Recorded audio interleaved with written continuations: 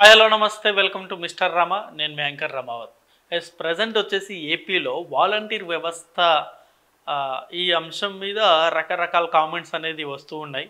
కొందరేమో వాలంటీర్ వ్యవస్థని ఇక తీసేస్తారు అని కొందరు అంటున్నారు. వాలంటీర్ వ్యవస్థని కొనసాగించాలి అని చెప్పేసి కొందరు కామెంట్స్ చేస్తున్నారు. అండ్ ఇవాళ వాలంటీర్స్ అందరూ కలిసి విజయవాడలో కూడా కొన్ని ధర్నాలు చేయడం జరిగింది. అంటే మమ్మల్ని ఉంచుతారా తీసేస్తారా ఏదో క్లారిటీ ఇవ్వండి అన్నట్టు కొన్ని వాళ్ళు ప్రయత్నాలు వాళ్ళు చేస్తూ ఉన్నారు. అండ్ కొందరు మంత్రులేమో ఆ వాలంటీర్ వ్యవస్థ మీద ప్రశ్నార్థకంగా స్టేట్మెంట్ ఇస్తూ ఉన్నారు. ఇప్పటికీ స్టిల్ క్లారిటీ అయితే లేదు. రీసెంట్గా మనం చూసాం 1వ తారీఖు పెన్షన్ గతంలో వచ్చేసి గత 5 సంవత్సరాలుగా 1వ తారీఖు పెన్షన్ అనేది వాలంటీర్సే ఇచ్చేవారు. ఇంటింటికి వెళ్ళి అర్లీ మార్నింగ్ 5, 6, 7 ఆ టైంలో వెళ్ళి పెన్షన్లు అనేది వాళ్ళు ఇచ్చేవాళ్ళు. బట్ 1వ తారీఖు వచ్చేసి పెన్షన్ వాలంటీర్స్ని పక్కన పెట్టేసి ఎవరైతే ఈ సచివాలయంలో పనిచేస్తున్నారో ఈ సచివాలయ ఉద్యోగస్తులతోటి పెన్షన్ ఇవ్వడం జరిగింది. సో ఈ వాలంటీర్స్ని పక్కన పెట్టేసి సచివాలయ ఉద్యోగులకి ఎప్పుడైతే ఈ బాధ్యత అప్పచెప్పారో, ఈ పెన్షన్ ఇవ్వడం అనే ఈ బాధ్యత అప్పచెప్పారో అప్పటి నుండి ఇంకా డౌట్ ఇంకా ఎక్కువైపోయింది. ఏంటి అంటే వాలంటీర్ వ్యవస్థను పక్కన పెట్టేసి కంప్లీట్ ఈ సచివాలయ వ్యవస్థని ముందుకు తీసుకొస్తారా అన్న డౌట్ కూడా చాలామందికి ఇప్పుడు అదే రైజ్ అవుతూ ఉంది. సో దీని మీద నేను అనుకుంది ఏంటంటే రీసెంట్గా 1వ తారీఖు ఏదైతే సచివాలయం ఉద్యోగస్తులతో ఈ పెన్షన్ ఇప్పించడం ఏదైతే ఉందో ఈ కాన్సెప్ట్ అనేది కేవలం వాలంటీర్ లేకపోతే ఆ పెన్షన్ ఇవ్వలేము అని గతంలో వైఎస్ఆర్సీపీ గవర్నమెంట్ స్టేట్మెంట్ ఇచ్చింది కదా, దాన్ని ఛాలెంజ్ చేస్తూ చంద్రబాబు నాయుడు గారు చేసిన పనిలాగే ఇది కనబడుతుంది. అందుకనే మొత్తం సచివాలయ వ్యవస్థతో తోటి పెన్షన్ ఇప్పించి చంద్రబాబు నాయుడు గారు ఇదే ఛాలెంజ్ చేశారు.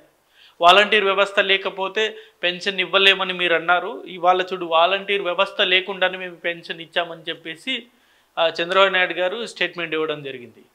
సో ఏదేమైనప్పటికీ ఇప్పుడు ఈ కాన్సెప్ట్ ఏంటంటే వాలంటీర్ వ్యవస్థ ఉండాలా తీసేయాలి, ఇది ఈ వీడియో ఈరోజు నేను చేయబోతున్నాను.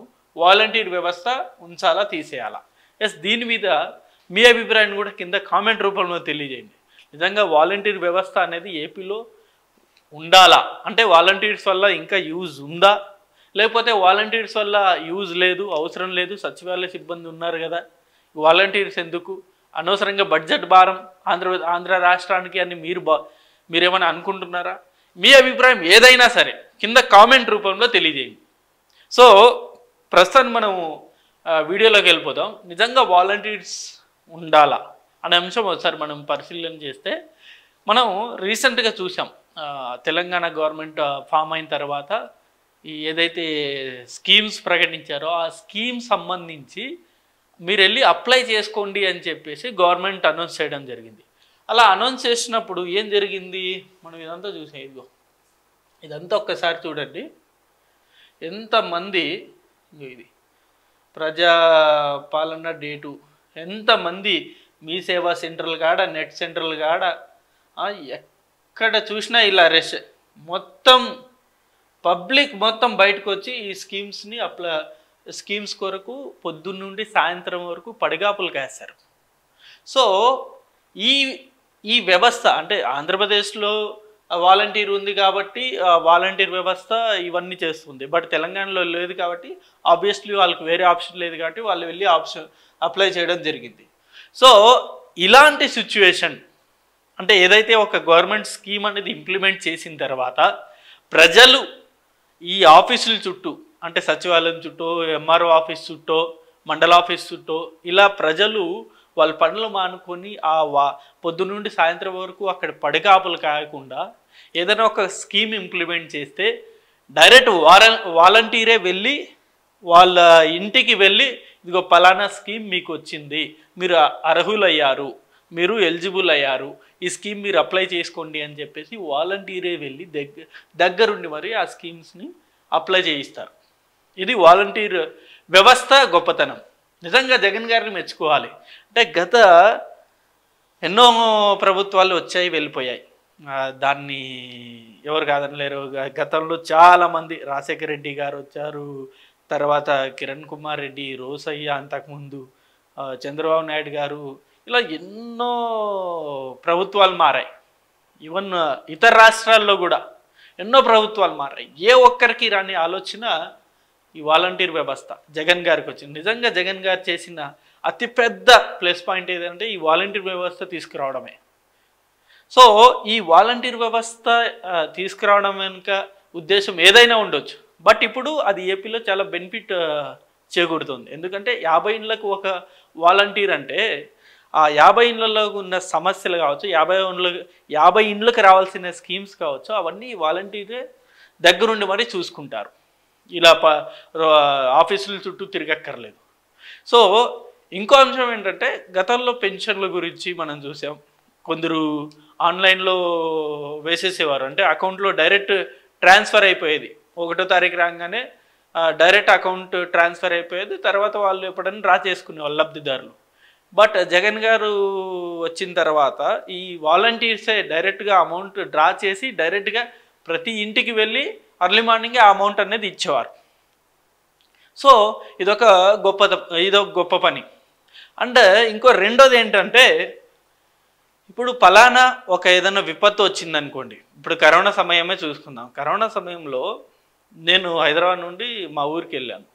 మా ఊరికి వెళ్ళిన తర్వాత చాలామంది భయపడుతున్నారు, వీడు హైదరాబాద్ నుండి వచ్చాడు, వీడికి అక్కడ హైదరాబాద్లో చాలా ఎక్కువ ఉంది కదా కరోనా, వీడు ఊరిలో ఎవరన్నా కరోనా అంటిస్తాడేమో అని చెప్పేసి చాలామంది భయపడ్డారు. అప్పుడు గవర్నమెంట్ ఒక స్టేట్మెంట్ ఇచ్చింది. ఎవరైతే ఈ కరోనా అంటే ఇతర రాష్ట్రాల నుండి వచ్చిన వాళ్ళని 21 రోజులు ఇంట్లోనే బంధించాలి, బయటికి తిరగకుండా చేయాలని చెప్పేసి గవర్నమెంట్ ఒకటి రూల్ పాస్ చేసింది. సో మా ఊర్లో ఉండే వాలంటీర్ ప్రతిరోజు నా వెంటే తిరిగేవాళ్ళు. అంటే నా వెంట ఇన్ ద సెన్స్ నా మీద నిఘా పెట్టేవారు. బయటకు వచ్చాడా, ఇంట్లోనే ఉన్నాడా, బయటకు వచ్చాడా, ఇంట్లోనే ఉన్నాడా. అంటే అందరికి భయం కదా, ఇప్పుడు హైదరాబాద్ నుండి వచ్చాడు, వీడికి కరోనా ఉంటే ఊరంతా ఊర్లో ఒకరికి వచ్చినా చాలు కదా, మీ ఊరు మొత్తం స్ప్రెడ్ అయిపోద్ది. సో ఇలా వాలంటీర్ అనే ఒక వ్యక్తి నన్ను మానిటర్ చేస్తూ నన్ను 21 డేస్గా నన్ను ఇంటికే పరిమితం చేశారు. అదే ఈ వాలంటీర్ అనేది లేకపోతే అది నన్ను మానిటర్ ఎవరు చేశారు, నేను విచ్చలవిడిగా తిరిగేవాడిని. సో ఏదైనా ప్రమాదం జరిగి ఉండేది. సో ఇలా ఈ వాలంటీర్ వ్యవస్థ కరోనా సమయంలో నిజంగా వాళ్ళు చాలా హెల్ప్ చేశారు. అంటే ఈ నాట్ ఓన్లీ ఇలా నన్ను ఏదైతే నిఘా పెట్టారో అదొకటే కాకుండా చాలా, అంటే ఎవరికైనా జ్వరం వచ్చినా లేకపోతే ఏదైనా హెల్త్ బాగాలేకున్నా ఖచ్చితంగా వాళ్ళు దాని మీద రెస్పాండ్ అయ్యి పై గవర్నమెంట్ కూడా వాళ్ళు ఇన్ఫార్మ్ చేశారు. వాళ్ళు అక్కడ నుండి తీసుకోవాల్సిన యాక్షన్లన్నీ కూడా తీసుకున్నారు. అంటే మానిటరింగ్ సిస్టమ్ అనేది చాలా బిల్డ్ అయ్యింది. ఇంకొకటి ఈ వాలంటీర్ వ్యవస్థ వల్ల ఇంకొక ప్లస్ పాయింట్ ఏంటంటే, ఇప్పుడు ఏదన్నా ఒక లబ్ధిదారుడికి ఏదైనా ఒక స్కీమ్ రాలేదు, లేకపోతే ఒక స్కీమ్ అనేది రద్దయింది అనుకోండి. గతంలో ఏం చేసేవాళ్ళం, ఇప్పుడు పెన్షన్ అనేది రద్దయింది అనుకోండి, గతంలో ఏం చేసేవాళ్ళం, ఈ ఎంఆర్ఓల ఆఫీస్కో లేకపోతే ఎండిఓ ఆఫీసులకో వెళ్ళేవాళ్ళం. అక్కడికి వెళ్ళి నా పెన్షన్ ఎందుకు రద్దయింది, ఈ కారణాలు ఏంటి అని అడిగేవాళ్ళం.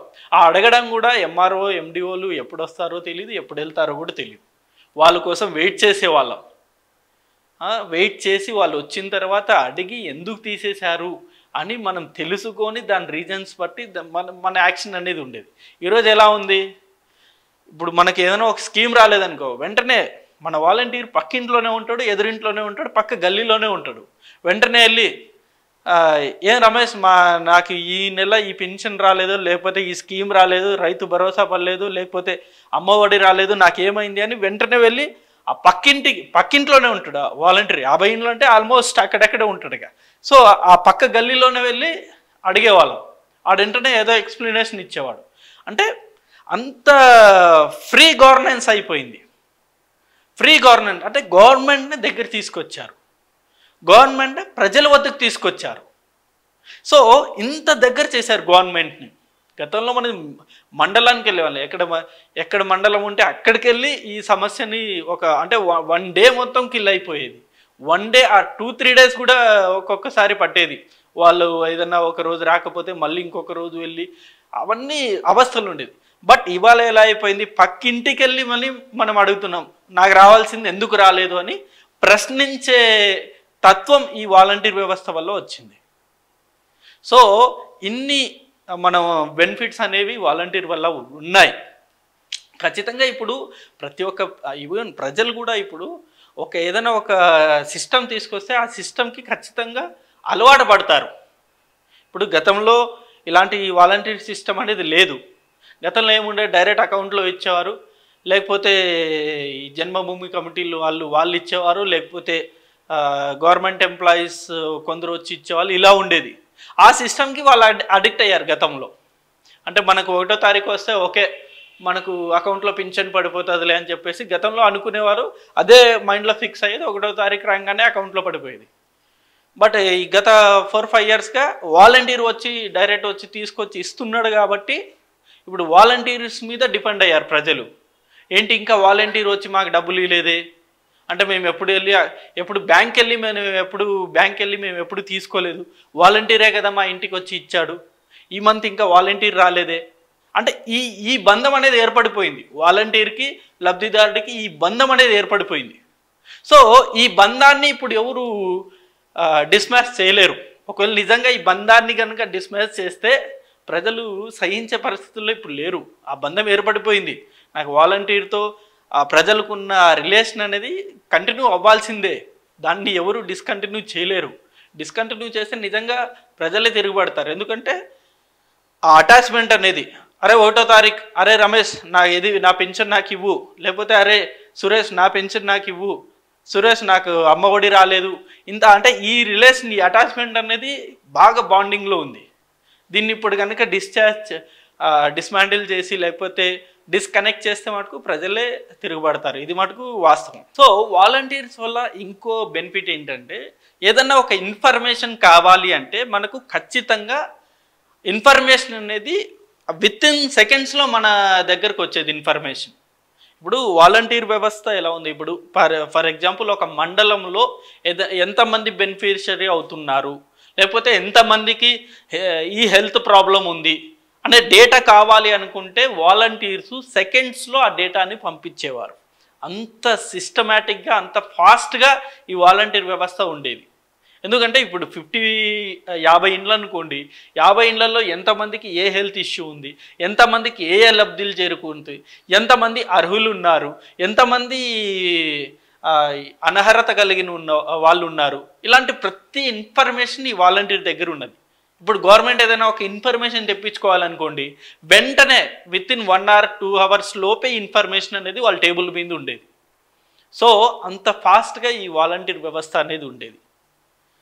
సో ఇలాంటి వాలంటీర్ వ్యవస్థ ఇప్పుడు ప్రశ్నార్థకంగా మారింది. సో ఈ వ్యవస్థని కంటిన్యూ చేస్తారా తీసేస్తారా అని. ఇప్పుడు పవన్ కళ్యాణ్ గారు గతంలో చాలా స్టేట్మెంట్ ఇచ్చారు వాలంటీర్ వ్యవస్థ గురించి. అండ్ చంద్రబాబు నాయుడు గారు కూడా గతంలో చాలా స్టేట్మెంట్ ఇచ్చారు వాలంటీర్ వ్యవస్థ గురించి. ఇలాంటి స్టేట్మెంట్ ఇచ్చిన తరంలో ఈ వాలంటీర్ వ్యవస్థ ఉంటుందా తీసేస్తారా అన్నది ప్రశ్నార్థకం. సో నాకైతే అంటే నేను అనుకుంటున్నదైతే వాలంటీర్ వ్యవస్థ అయితే కంటిన్యూ చేస్తారు. బట్ ఇప్పుడున్న మాదిరిగా ఈ 50 ఇండ్లకి ఒకరిని కాకుండా నాకు తెలిసి 100 ఇండ్లకు ఒకరు, లేకపోతే ఊరికి 2 ఇలా అంటే మాడిఫై చేసే అవకాశాలు అయితే దాదాపు కనబడుతుంది. ఎందుకంటే చంద్రబాబు నాయుడు గారు మాట ఇచ్చారు, ప్రతి వాలంటీర్కి ఖచ్చితంగా 10,000 జీతం ఇస్తాము, 10,000 ఇచ్చి ఇంకా బెటర్మెంట్గా ఎలా యూజ్ చేసుకోవాలో మేము ఆలోచిస్తామని చెప్పేసి గత ఎన్నికల హామీలో ఇచ్చారు. గత ఎన్నికల్లో ఈ హామీ ఇచ్చారు. సో ఆయన ఇచ్చిన హామీలో భాగంగానే ఖచ్చితంగా నాకు తెలిసి అయితే ఈ వాలంటీర్ వ్యవస్థని మొత్తానికి తీసేయకుండా దాన్ని ఆల్టర్నేట్ వేలో వాళ్ళని తీసుకెళ్తారని అయితే నాకు చాలా కాన్ఫిడెంట్ ఉంది. ఇంకోటి ఏంటంటే ఈ వాలంటీర్స్లో కూడా చాలామంది రాజీనామా చేయడం జరిగింది. కొందరు ఎమ్మెల్యేలు భయపెట్టారనో, లేకపోతే కొందరు స్వతహాగా నేను జగనన్నకి పనిచేయాలని చెప్పేసినో ఏదో కారణాల వల్ల అయితే చాలామంది అంటే 1,60,000 అనుకుంటా వాలంటీర్స్ వ్యవస్థ, ఈ 2,60,000 అనుకుంటా వాలంటీర్స్ ఉండేది. ఈ 2,60,000 మందిలో సుమారుగా 1,00,000 పైనే అనుకుంటా, 1,00,000 పైనే చాలామంది రాజీనామా చేశారు. ఆ రాజీనామా చేసిన వాళ్ళని మళ్ళీ తీసుకుంటారా లేదా అన్నది కూడా ఇప్పుడు క్వశ్చన్ మార్క్. ఇంకొకటి వాలంటీర్లో ఉండే అతిపెద్ద మైనస్ ఏంటో చెప్పనా, గతంలో అనవసరంగా అంటే కొన్ని స్టేట్మెంట్స్ ఇచ్చారు చాలామంది వాలంటీర్స్. మేము జగన్ అన్న సైనికులం, మేము జగన్ కోసం ప్రాణాలు ఇస్తామని చెప్పేసి చాలామంది కొన్ని స్టేట్మెంట్ ఇచ్చారు. అది చాలా ఇప్పుడు రాంగ్ అన్నది నా అభిప్రాయం. ఎందుకంటే వాలంటీర్స్ అనేది గవర్నమెంట్ డబ్బులు తీసుకొని పనిచేస్తున్న వ్యక్తులు. ఇండైరెక్ట్గా వాళ్ళు గవర్నమెంట్ ఎంప్లాయీస్ లాగే వాళ్ళు. అంటే తటాస్థంగా ఉండాలి, న్యూట్రల్గా ఉండాలి. పార్టీ స్టాండ్ అనేది తీసుకోకూడదు. అలా పార్టీ స్టాండ్ తీసుకోవాలి అనుకుంటే వాళ్ళు ఖచ్చితంగా రాజీనామా చేసి పార్టీ స్టాండ్ అనేది తీసుకోవచ్చు. బట్ ఈ లాస్ట్ ఎలక్షన్ మూమెంట్లో ఏమైందంటే చాలామంది వాలంటీర్స్ వాళ్ళే స్వతహాగా రంగంలో దిగి వైఎస్ఆర్సీపీకి ఓటేయమని చెప్పేసి వాళ్ళే ప్రచారం చేయడం జరిగింది. సో అది అతిపెద్ద మైనస్. ఈవెన్ ఇంకొక పెద్ద మైనస్ ఏంటంటే ఈ వాలంటీర్స్ అందరూ కూడా వైఎస్ఆర్సీపీ కార్యకర్తలే అని చెప్పేసి జగన్ గారు చెప్పడం జరిగింది, విజయసాయి రెడ్డి గారు కూడా చెప్పడం జరిగింది. సో ఇంత బడా నాయకులు అంటే ఒక ముఖ్యమంత్రి స్థాయిలో ఉన్న వ్యక్తి అండ్ అలాగే ఒక ముఖ్యమంత్రి తర్వాత ఆ స్థాయిలో ఉన్న వ్యక్తి విజయసాయి రెడ్డి గారు, వీళ్ళిద్దరు ఇలాంటి స్టేట్మెంట్ ఇచ్చిన తర్వాత నిజంగా వాలంటీర్స్ అందరూ వైఎస్ఆర్సీపీ కార్యకర్తలే అన్న భావన ప్రజల్లోకి వెళ్ళింది. సో ఈ రెండు అంశాలు అన్నది కూడా వైఎస్ఆర్సీపీ పార్టీగా లేకపోతే వాలంటీర్స్ వ్యవస్థకి ఒక మచ్చనే చెప్పుకోవాలి. ఎందుకంటే వాలంటీర్స్ అంటే వాళ్ళు directly they are taking government money as a salary.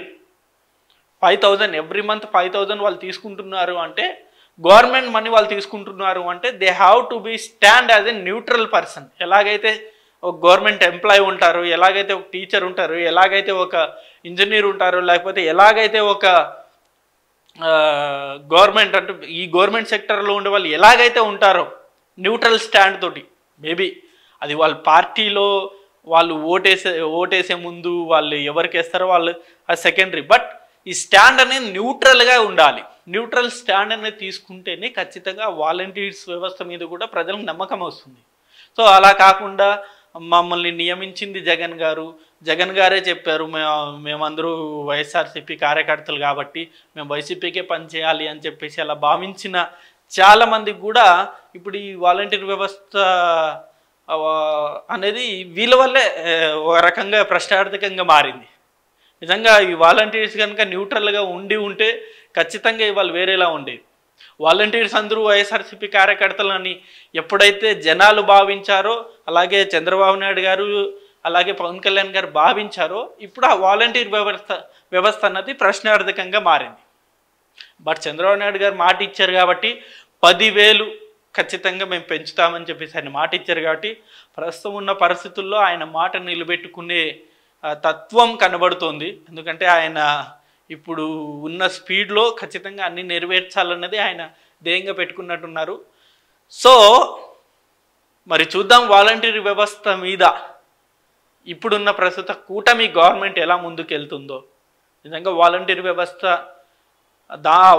వ్యవస్థలో ఉన్న లోపాలని సరిచేసి ఇంకా వాళ్ళని బెటర్మెంట్ స్థాయికి తీసుకెళ్తారా, లేకపోతే అసలు వాలంటీర్ వ్యవస్థ అక్కర్లేదు, సచివాలయ వ్యవస్థని బెటర్గా ఉంది, సచివాలయంలోనే అన్ని పనులు జరిగిపోతాయి కాబట్టి ఇక ఈ వాలంటీర్ వ్యవస్థ అక్కర్లేదని ఉన్న వాలంటీర్స్ అందరినీ తీసేస్తారా అన్నది భవిష్యత్తులో మనకు తెలుస్తుంది. సో ప్రస్తుతానికి ఈ వీడియో మీద మీ అభిప్రాయాన్ని కూడా కింద కామెంట్ రూపంలో తెలియజేయండి. అంటే వాలంటీర్స్ వ్యవస్థ ఉంచాలా తీసేయాలా అనే అంశం కూడా మీ అభిప్రాయాన్ని కింద కామెంట్ రూపంలో తెలియజేయండి. సో ఇది ఈ video. Thank you for watching this video. Thank you.